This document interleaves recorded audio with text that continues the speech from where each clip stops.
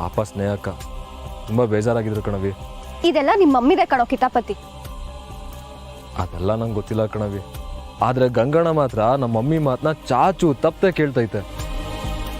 ಸ್ವಂತ ಮಗಳು ಹೇಳೋ ಮಾತೆ ಕೇಳಕ್ಕಿಲ್ಲ ಅಂತೀನಿ. ಪಾಪ ಸ್ನೇಹಕ್ಕ ಯಾರನ್ನೂ ಬಿಡಕ್ಕಾಗ್ದೆ ಒದ್ದಾಡ್ತಾ ಇದ್ದಾಳೆ. ಆದ್ರೂ ಈ ಪ್ರೀತಿ ಮಾಡೋರು ಅಂಜಬಾರ್ದು ಕಣವಿ. ಬಾವ ಇಷ್ಟ ಅಂದ್ಮೇಕೆ ಹೋಗ್ಬಿಟ್ಟು ಅವ್ರತವ್ರು ನೇರವಾಗಿ ಹೇಳ್ಬೋದಲ್ವೇ? ನೀನೆಲ್ಲ ವಿಷಯನೂ ನೇರವಾಗಿ ಹೇಳ್ತೀಯ ಪುರುಷಿ. ಪಾಪ ಅವ್ರ ಪರಿಸ್ಥಿತಿ ಹೇಗಿರುತ್ತೋ ಏನೋ, ನಾವ್ ಹೇಗೆ ಹೇಳಕ್ಕಾಗತ್ತೆ? ನೋಡು, ಸ್ನೇಹಕ್ಕ ಮತ್ತೆ ಕಂಟಿ ಬಾವ ಇಬ್ರು ಒಂದಾಗ್ಬೇಕು ಅಂದ್ರೆ ಅವ್ರಿಬ್ರು ಮನ್ಸಲ್ಲಿ ಇರೋದ್ನ ನಾವೇ ಅವ್ರಿಬ್ರಿಗೆ ಅರ್ಥ ಮಾಡಿಸ್.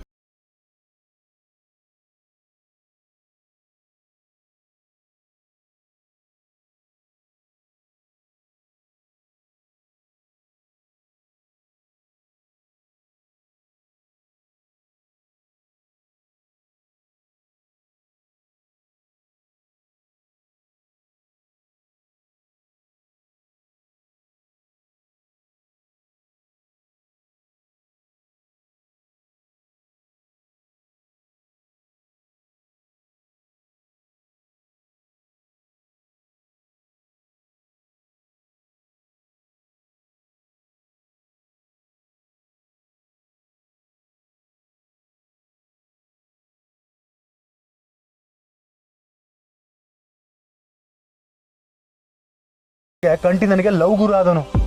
ಈಗ ಅವನ ಲವ್ಗೆ ಪ್ರಾಬ್ಲಮ್ ಅಂತಂದ್ರೆ ನಾನು ಸುಮ್ಕೆ ಇರಕ್ಕಾಯ್ತದ?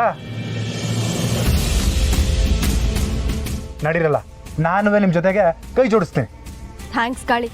ನಾವೆಲ್ಲ ಸೇರ್ಕೊಂಡ್ರೆ ಖಂಡಿತವಾಗ್ಲೂ ಸ್ನೇಹಕ್ಕ ಮತ್ತೆ ಕಂಟಿ ಭಾವನ ಒಂದ್ ಮಾಡ್ಬೋದು. ಸುಮಾ, ಇದೆಲ್ಲ ಸರಿ ಬರಕ್ಕಿಲ್ಲ ಕಣವಿ. ಇದನ್ನ ಇಲ್ಲಿಗೆ ಬಿಟ್ಬಿಡು. ಅಕ್ಕ, ನೀನು ಲವ್ ಮಾಡಿನ ತಾನೇ ಮದ್ವೆ ಆಗಿದ್ದು. ಇನ್ನೊಬ್ರು ಲವ್ಗೆ ಸಪೋರ್ಟ್ ಮಾಡಲ್ಲ ಅಂದ್ರೆ ಹೇಗಕ್ಕ?